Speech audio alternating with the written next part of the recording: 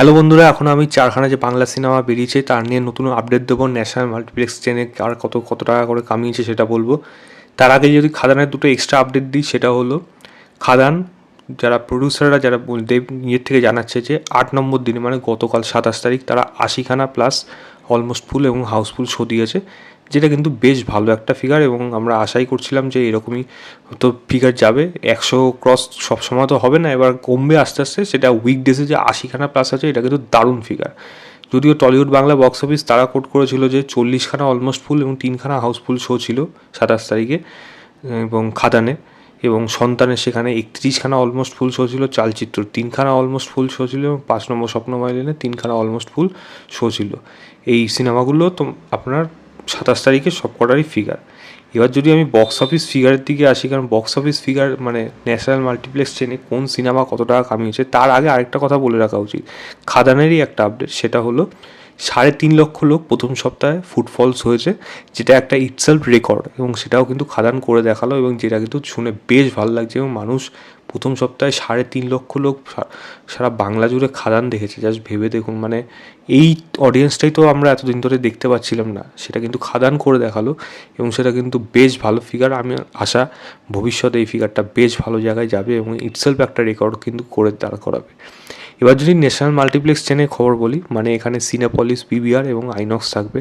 Local multiplex মানে SBA, Miraj, তারপরে RDB, এরকম টাইপের যেগুলো রয়েছে, তারপর এসএসআর, এগুলো কিন্তু এর মধ্যে কাউন্ট করেনি।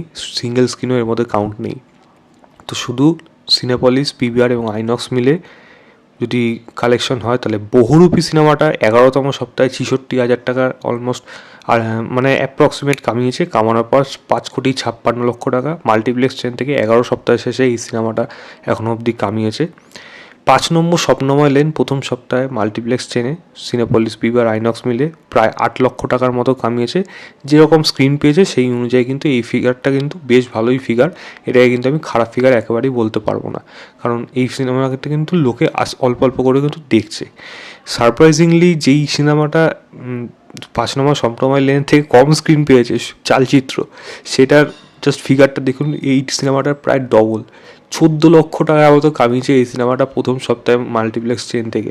মানে ওয়ার্ড অফ মাউথ এতটা স্ট্রং, এতটা লোকে পছন্দ করছে এই সিনেমাটা, কিন্তু বক্স অফিসে কিন্তু রীতিমতো দাবাদাবি আস্তে আস্তে করে উঠছে। আমি যেটা বলেছিলাম, শো কিন্তু বাড়বে এবং সেটা কিন্তু আশা রাখছি যে ভবিষ্যৎ দিকে কিন্তু শো বাড়তে চলেছে। এবার যদি আমি সন্তানের কথা বলি, সন্তান সিনেমাটা প্রথম সপ্তাহে ন্যাশনাল মাল্টিপ্লেক্স চেন থেকে 56 লক্ষ টাকার মতো কামিয়েছে এবং সেটা কিন্তু বেশ ভালো ফিগার। এই সিনেমাটাও আস্তে আস্তে কিন্তু একটা বেশ ভালো রকম প্রফিটেবল ভেঞ্চারের দিকে যাচ্ছে কিন্তু, এবং এটা সময়ের অপেক্ষা। জাস্ট প্রোডাকশন হাউস থেকে জানাবে যে এটা একটা সুপারহিট ভার্ডিক্ট কিন্তু পেতে চলেছে। এবার যদি খাদানের কথা বলি, তো যা যা শুনলেন এখন অবধি সেইগুলো প্লাস করুন।